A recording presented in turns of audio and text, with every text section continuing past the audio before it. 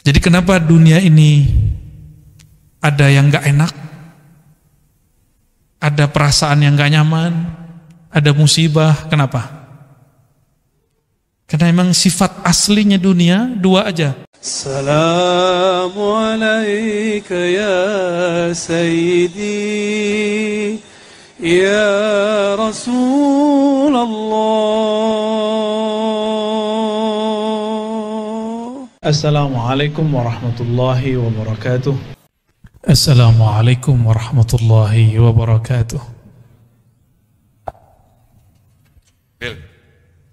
Alhamdulillahi dzil jalali wal jalal. Asyhadu an la ilaha illallah, asyhadu anna Muhammadan abduhu rasuluh.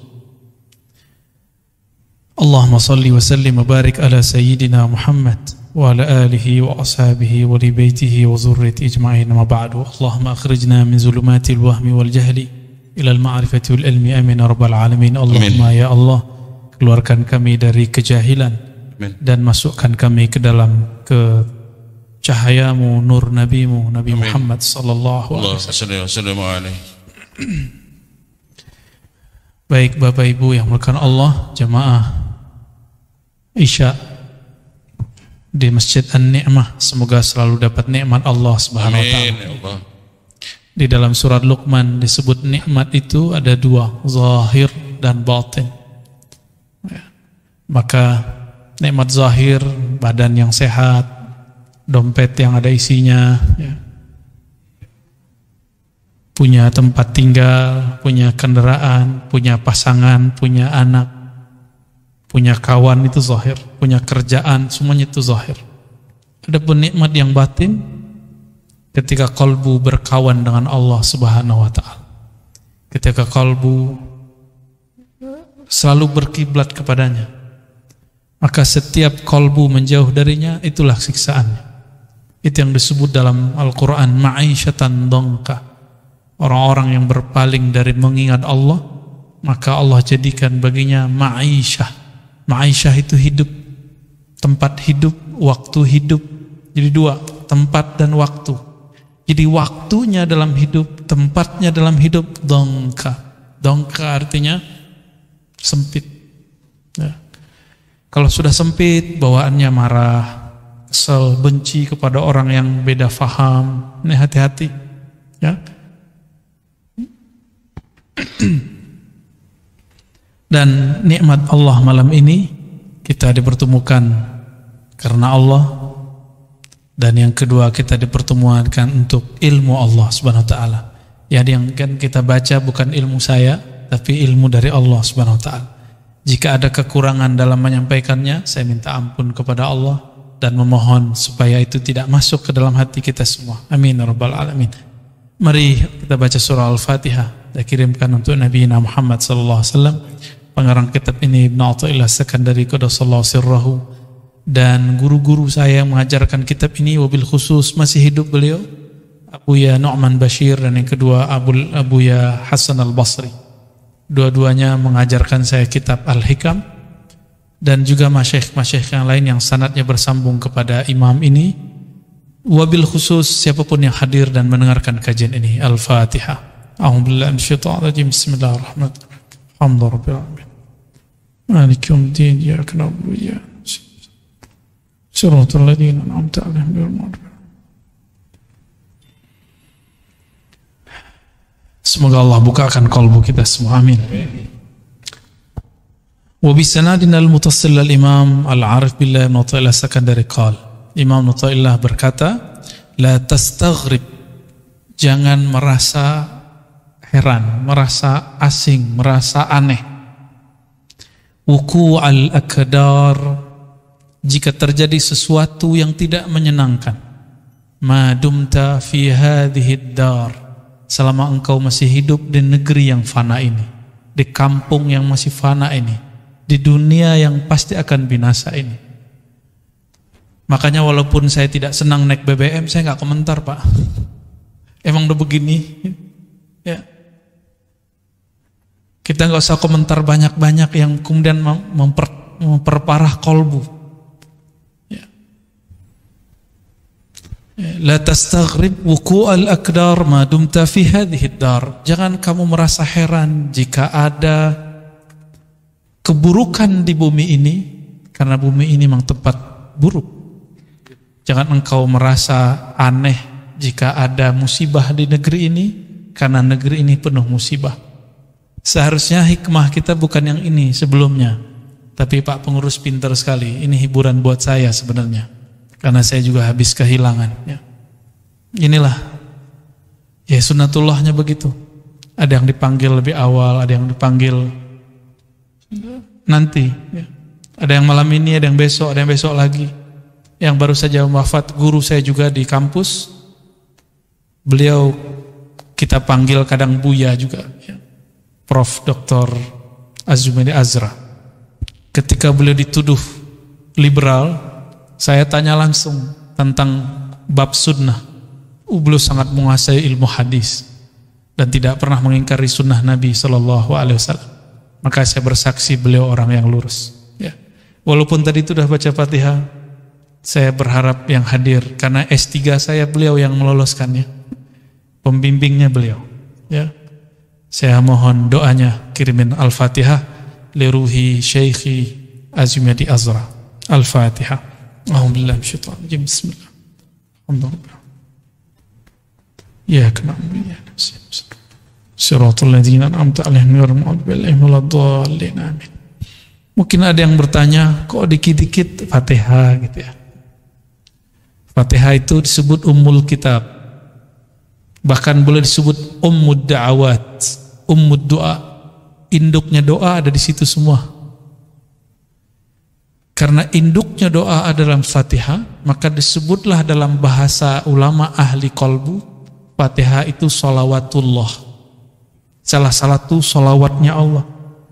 Allah kalau memberi sholawat kepada hamba, bentuknya seperti kiriman ayat, kiriman ma'rifat, kiriman maghfirah. Dan di situ ada doa yang penting, iyyaka na'budu wa iyyaka nasta'in, ihdinas siratal mustaqim, dan di ujung yang paling dahsyat, ghairil maghdub, tidak dimurkai, waladdallin, tidak sesat. Itu yang paling mahal. Jika ini didapat, berarti sholawat Allah sampai kepada kita. Ya. Apa arti sholawat? Sholawat itu artinya kucuran rahmat. Artinya apa? Kucuran rahmat ya. Maka kita beruntung diberikan Allah satu surat yang tidak pernah diturunkan kepada para nabi sebelum Nabi Muhammad sallallahu alaihi wasallam. Itulah suratul Fatihah ya. Jadi kita harus berbangga, apa-apa aja Fatihah aja. Mau ngapain Fatihah? Perasaan gak enak, Fatihain aja. Ya Allah, kenapa jiwaku gelisah, pikiranku sempit, dadaku terasa tidak nyaman, baca Fatihah. Biar tidak bergantung kepada doa-doa orang. Kadang kita bergantung dengan ruqyah, bergantung kepada doa ustadz, bergantung, dan ini berbahaya. Berbahayanya membuat hati kita berkiblat kepada selain Allah Subhanahu wa ta'ala ya. Nah, kembali ke sini. Jadi kenapa di dunia ini ada kematian? Ya karena emang dunia ini tidak abadi.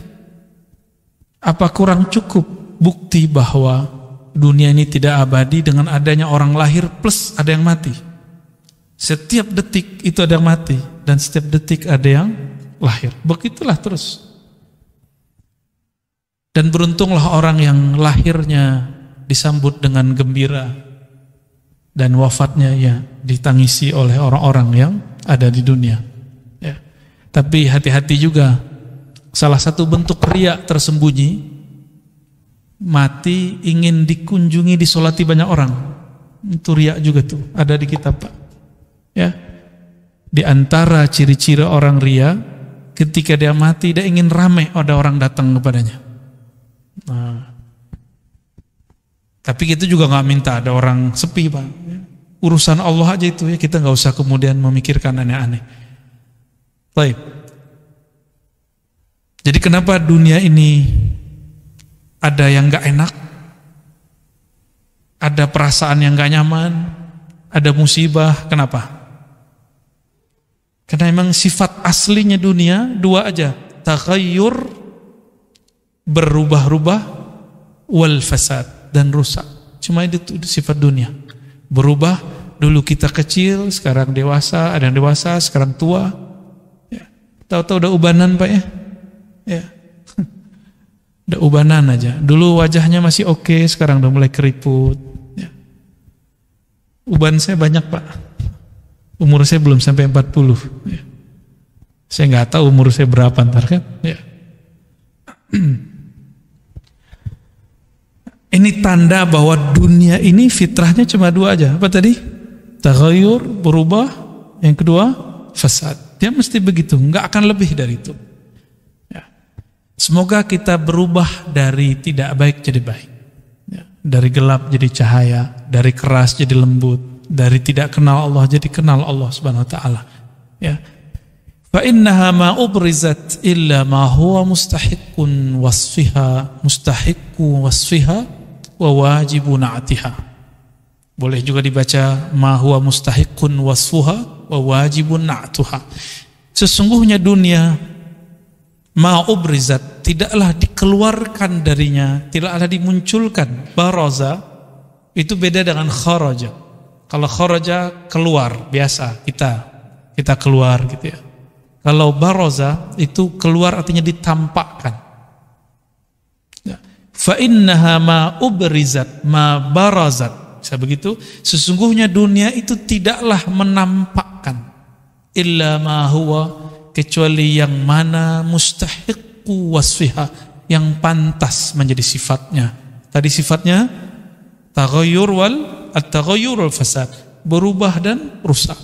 Wa wajibun atiha, dan yang wajib baginya, yaitu kehancuran ya. Jadi dunia memang harus hancur. Dunia itu semua. Jadi jangan bayangkan, kita bayang dunia itu kan gunung, bukit, tanah. Enggak, tubuh. Bukan hanya itu, ada dunia kerja. Ada orang masuk kerja, ada dipecat.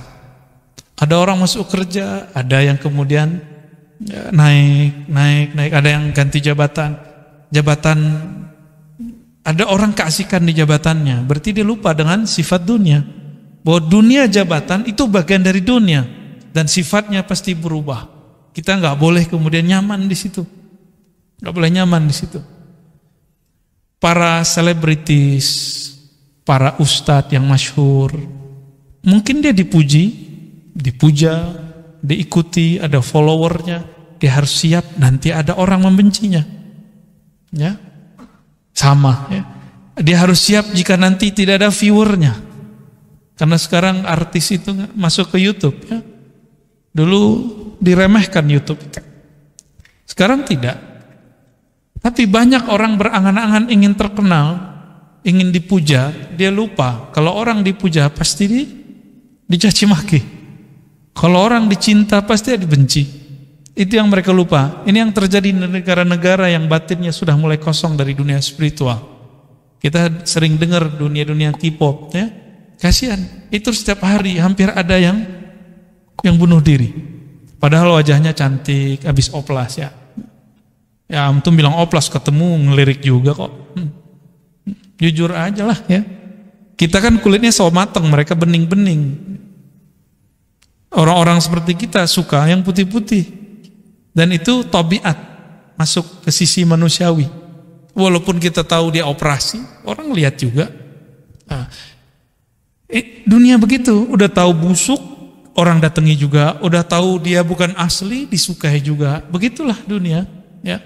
Maka apabila satu lukisan dipuji, maka yang terpuji sebenarnya siapa? Yang melukis atau lukisannya? Sebenarnya pelukisnya. Jika antum dipuji orang karena ilmunya oke, wajahnya bagus, kerjaannya oke, sebenarnya yang dipuji adalah Allah yang mengilhami itu semua, Allah yang memberi itu semua. Baru antum boleh terima pujian. Ini kata Imam Nu'taillah Sekandari. Kamu tidak boleh terima pujian kecuali kamu melihat yang dipuji adalah Allah. Kalau enggak mending menghilang. Ya. Maka saya turunkan dari situ, jika kita tangan kita dicium tangan sama orang, ya, kita nggak boleh merasa kita yang mulia, tapi kita merasa ini perintah Allah, saling menghormati. Jika mereka ingin ngambil berkat dari guru, kita dianggap guru misalnya, atau kita orang tua. Ini kan yang tua-tua kalau anak-anak pada salam kan tangannya digini ya. Nih salim gitu ya. Gak masalah. Mengajari mereka. Ya, tapi jangan merasa berhak dicium tangannya. Itu aja bedanya ya.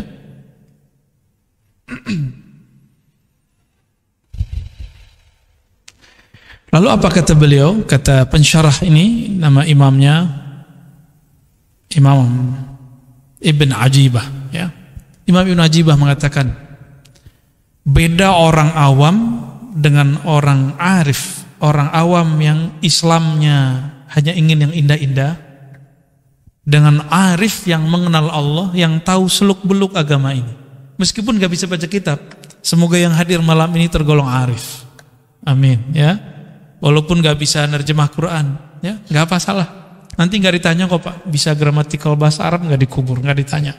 Ya, yang ditanya, kamu kenal Allah tidak? Ya, man rabbuk, siapa Rabbmu? Apa kata beliau? Min adabil arif, ciri-ciri orang arif, orang yang bermakrifat, beda dengan orang awam. Allah yastaghrib syai'an min tajalliyatil haqq. Tidak pernah merasa aneh, tidak pernah merasa sulit menerima apapun yang Allah tajallikan, yang Allah tampakkan, yang Allah mau. Ya, anak saya diambil Allah, kan Allah yang mau Pak. Apalagi nih kejadian kita, guru saya diambil Allah, apa saja. Ada yang dikasih, ada yang diberi, ada yang lahir, ada yang mati, begitu terus. Kita nggak bisa menahan sama sekali takdir Allah Subhanahu Wa Taala. Nah, orang yang masih merasa aneh, berarti dia orang yang awam. Nah, saya sering menjelaskan dulu, ada namanya Jamal, ada Jalal. Masih ingat? Ada Jamal, ada Jalal. Masih ingat gak? Saya ulangin ya. Jamal, keindahan Allah, kebaikan-kebaikan Allah. Sedangkan Jalal, keindahan Allah tapi dalam ketegasannya. Kalau Jamal, keindahan Allah dalam kelembutannya. Nah, kita ulangi terjemahannya ya. Kalau Jamal, Jalal secara harfiah, Jamal indah, Jalal mulia. Tapi bahasa Indonesia kita emang agak kurang kaya dalam menerjemahkan bahasa Arab. Karena Karim diartikan mulia, Aziz diartikan mulia. Terus apa perbedaan tiga kalimat ini? Lain. Kenapa iblis bertawassul dengan sifat izzah, bukan dengan karam? Bikaramika, dengan kemuliaanmu, karim. Karena lain makna aziz dengan makna karim.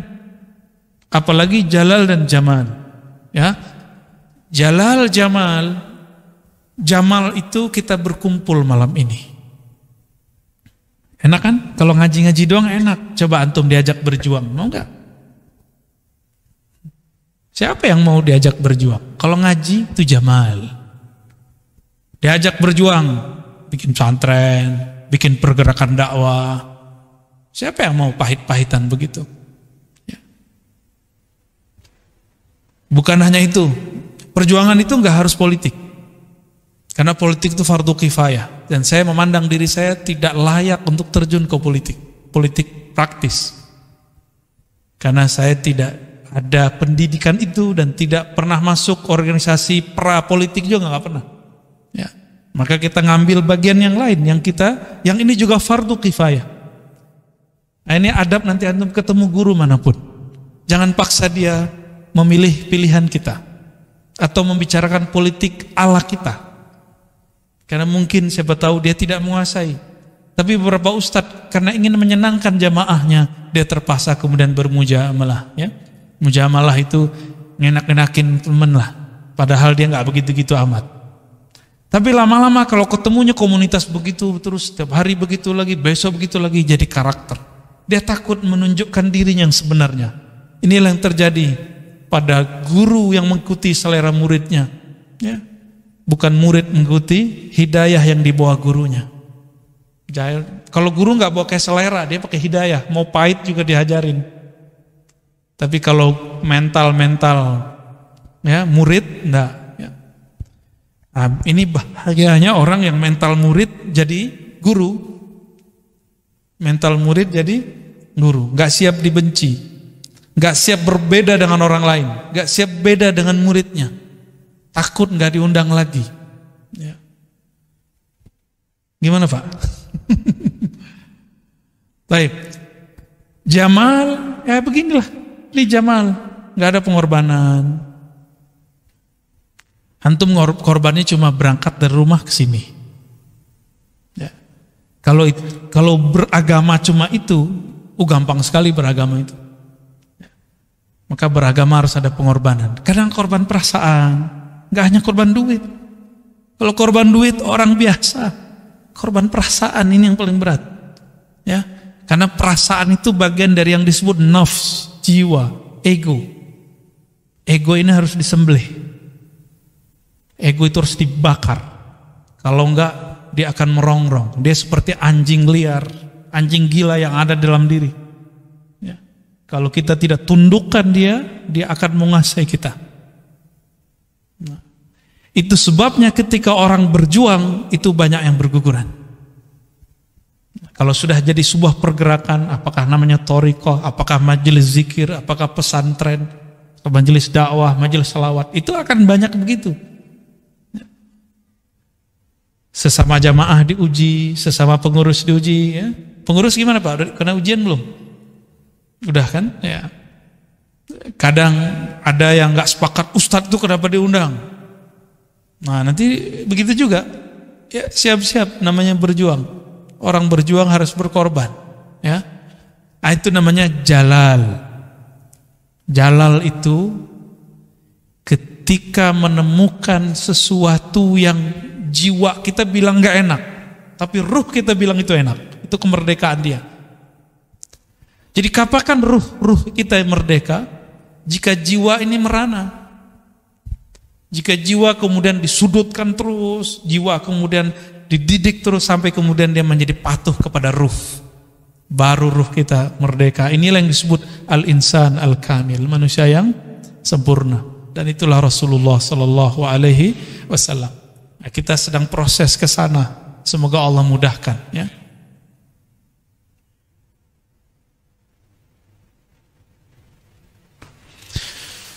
Jadi kalau jamal apa tadi? Keindahan Allah dalam kelembutannya, takdir-takdir yang indah, ya. Menikah itu takdir yang indah. Benar, ya. Tapi hidup seret takdirnya indah gak? Enggak indah. Katanya dulu susah senang mau bersama, ya. Giliran susah. Nah, maka siapa yang sedang mengalami itu ingat-ingat, ya. Apa saja. Menikah itu jamal. Ketika konflik terjadi itu namanya jalal. Ya, kita nikmati itu, jalani semampu kita. Ya. Ada yang jomblo nggak ngerti ya. Ya.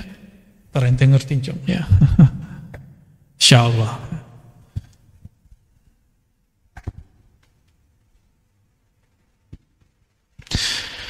Semua itu cara Allah mengenalkan dirinya. Semua itu cara Allah berbicara kepada makhluk. Jadi apapun takdir kita, apapun kejadian kita, itu cara Allah berbicara kepada kita. Ya. Seakan-akan Allah mengatakan ana ma'akum. Kan di Quran wa huwa ma'akum ainama kuntum. Aku bersamamu, dia bersamamu dimanapun kamu berada, kapanpun kamu berada. Jadi saat senang jangan lupa, saat susah jangan lupa juga. Ya. Ada yang ngomong begini, saya sudah sholat, sudah zikir, sudah tahajud, sudah haji, sudah umroh, sudah bangun ini, sudah bantu ini, sudah ngaji, kenapa saya masih kena sakit ya? Hati-hati ngomong begitu, ya. Tubuh ini fitrahnya nanti sakit, mau apa aja. Kata dokter nggak bisa menahan penyakit jika tubuh dalam dirinya, nggak akan bisa. Ustadz ahli ruqyah kalau memang takdirnya sudah kena sakit juga, sama aja. Ya, ada orang paling ajaib nyembuhin orang, saya udah ketemu, tapi dia sakit juga, dan sakitnya hampir semua penyakit yang orang diobati ada di dia. Ujiannya lebih berat, ya. Kenapa? Dia dipuji bisa mencabut penyakit orang. Ternyata bukan dia cabut, dia isep masuk ke badannya semua. Ya.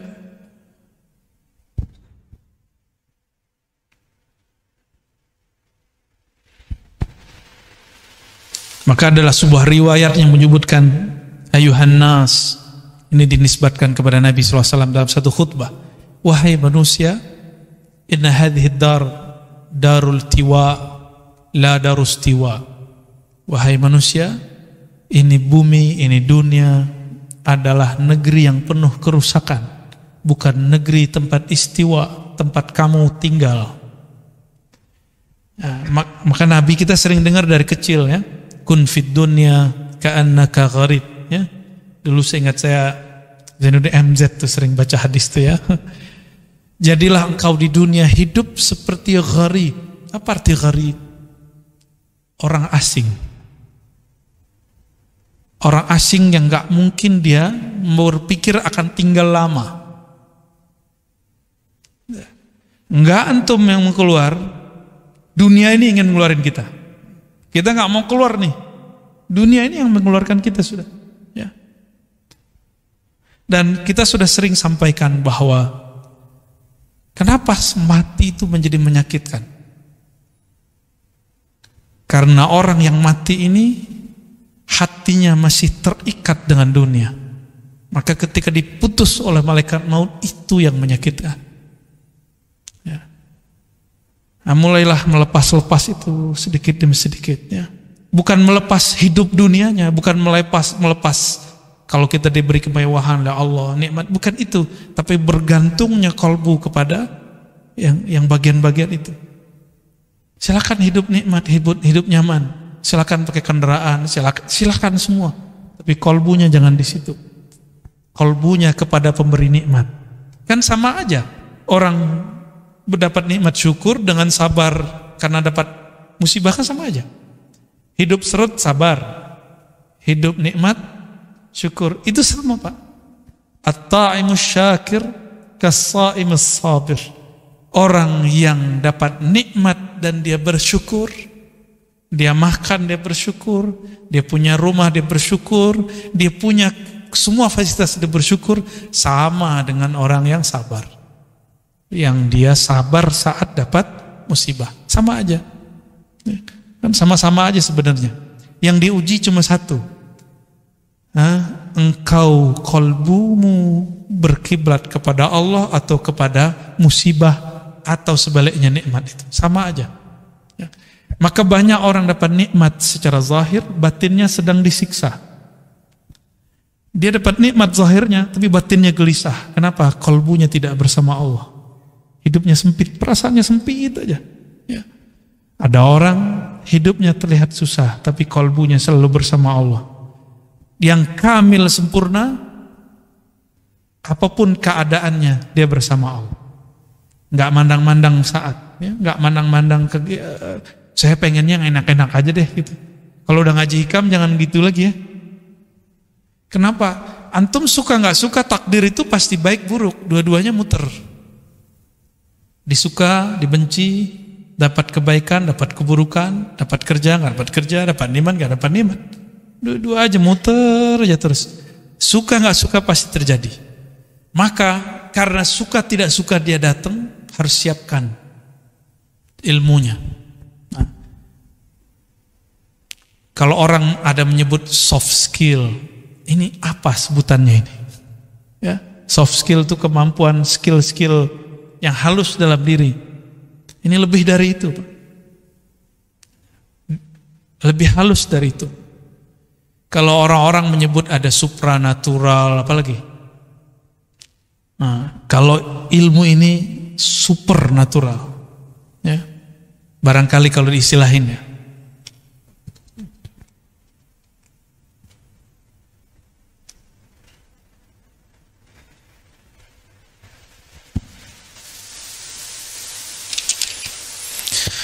Ini saya berbicara sebagai seorang guru, karena saya seorang guru. Nikmatnya guru ustadz dai apa? Ada murid, ya, ada murid, ada orang-orang yang mau berkorban, ada orang-orang yang khidmat, ada orang-orang yang ngaji. Ada orang-orang yang memuji, ada pengikut, follower.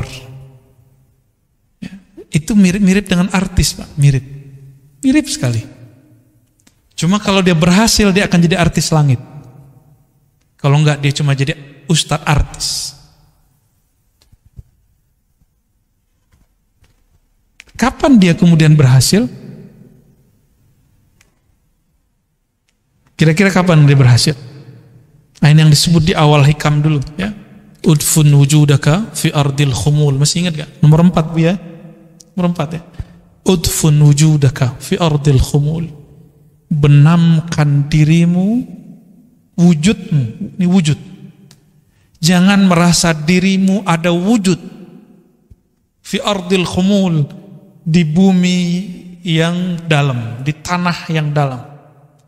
Wa ma nabata, sesuatu yang tumbuh sebelum saatnya, ya, biji yang tumbuh di atas tanah tidak dibenamkan sedikit, maka dia tidak tumbuh secara sempurna. Coba lihat biji padi, biji jagung, dibiarkan bergeletak, dia masyhur kelihatan, ya, tidak ditekan. Nah, menekan itulah yang disebut membakar ego, dan yang melakukan itu guru yang bakar itu. Maka seorang dai, ini pesan saya untuk diri saya sendiri dan siapapun yang menjadi dai atau ustadz, karena tidak ada namanya komisi pengawas ustadz, nggak ada. Maka carilah guru yang akan mengawasimu, carilah mursyid yang akan membimbing, karena di atas langit pasti ada langit, di atas orang berilmu pasti ada yang lebih berilmu lagi, di atas mursyid ada mursyid lagi, ya. Kecuali jika rohaninya telah langsung berguru kepada rohaniah Rasulullah SAW, boleh dia nggak berguru, ya. Itulah masalahnya, ya. Siapa yang begitu, ya? Maka sampai hari ini saya masih berguru, ya. Ketemu ke kampung mana, ke negeri mana, saya cari guru.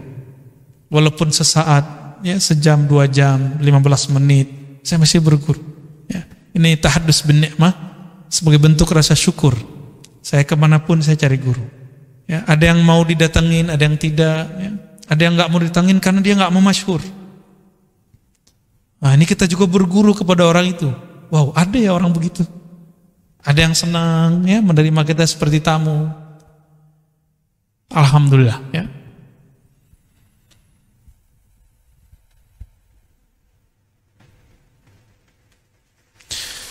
Ini diulang lagi oleh beliau di belakang sini. Amma in kunta la ta'rifuhu illa fil jamal fahadha huwa maqamul awam. Jika engkau hanya mau kenal Allah dalam keadaan senang saja, berarti engkau masihlah orang awam. Selama-lamanya jadi orang awam. Rohaninya nggak naik-naik. Maunya cuma dapat nikmat, nggak mau diuji, ya. Dan saya sudah berkali-kali juga memberikan analog. Kalau kita sekolah, nama kita nggak ada di daftar ujian, kita marah apa enggak? Dan kenapa orang-orang tidak marah sekarang jika dia tidak diuji? Seharusnya dia bersyukur dengan ujian, apapun ujiannya. Diuji kawan, diuji teman, diuji guru. Pada hakikatnya bukan mereka yang menguji. Yang menguji adalah Allah Subhanahu wa ta'ala, ya.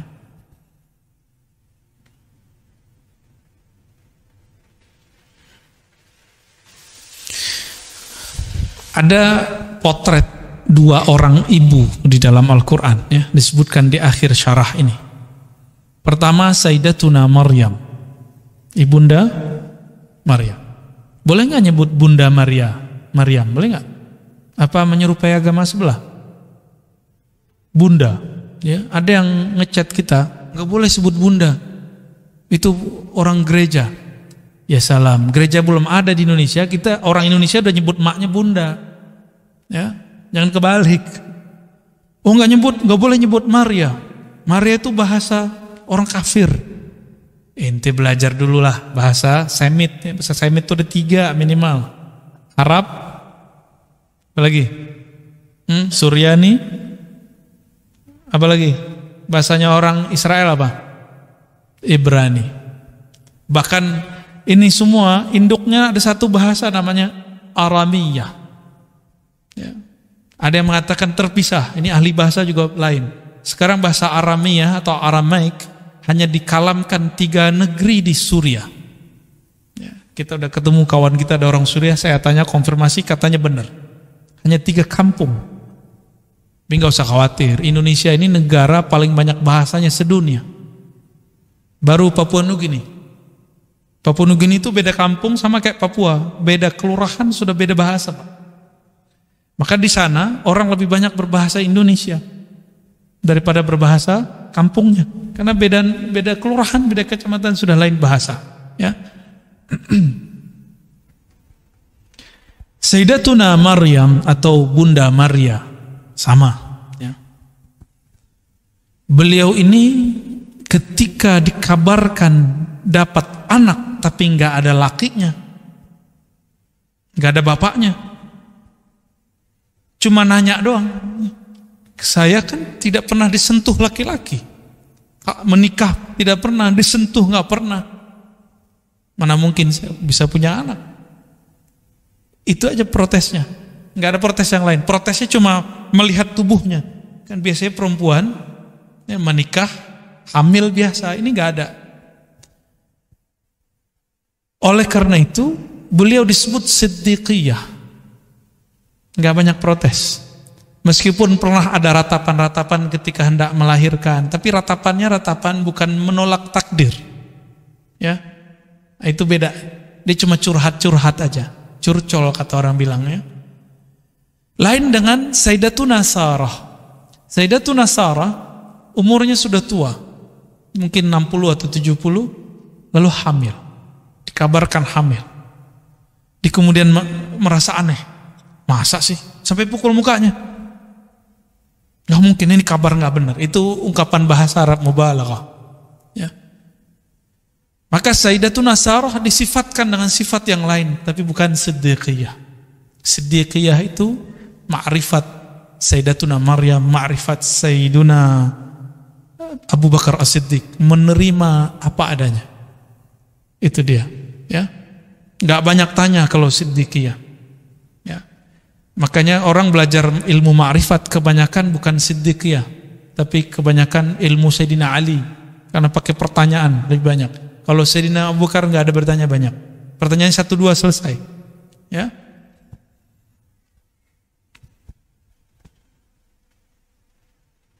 Maka di Quran itu ada pertanyaan dibalikkan kepada Sayyidatuna Sarah. Ata'jabina min amrillah.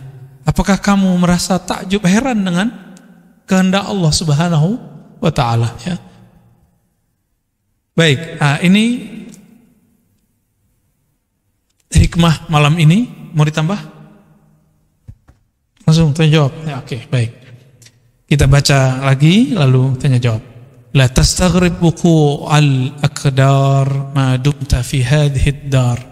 Jangan lagi engkau merasa heran dengan keburukan, perubahan, fana, kehancuran di bumi, karena itu adalah sifat aslinya bumi. Jangan kamu merasa heran dengan musibah yang ada di dunia, karena itulah karakter aslinya dunia.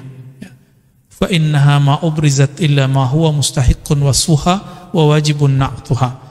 Karena dunia sifatnya tadi dua, dia akan menampilkan dua-duanya kemanapun engkau memandang, kemanapun engkau melihatnya. Wa ma lillahi baqiya, ditambah dengan kalam Imam Malik. Ini tambahan saya. Jika itu dibuat karena Allah, jika yang datang malam ini karena Allah, nanti insya Allah di sorga Allah pertemukan lagi kita. Insya Allah, ya. Saya pun juga sama, ya. Mungkin saya niatnya nggak benar, bapak aja yang ngumpul, nanti gurunya yang lain. Tapi saya juga berdoa, ya Allah, luruskan niatku, ya. Kuatkan batinku. Ini yang disampaikan guru kami waktu di Sumeneb kemarin di Madura, Abu Ya Taifur Ali Wafa, hafizahullah. Beliau juga seorang mursyid Thariqah Naqsyabandiyah, tabaqatnya satu tabaqat di atas saya. Ya. Apa kata beliau?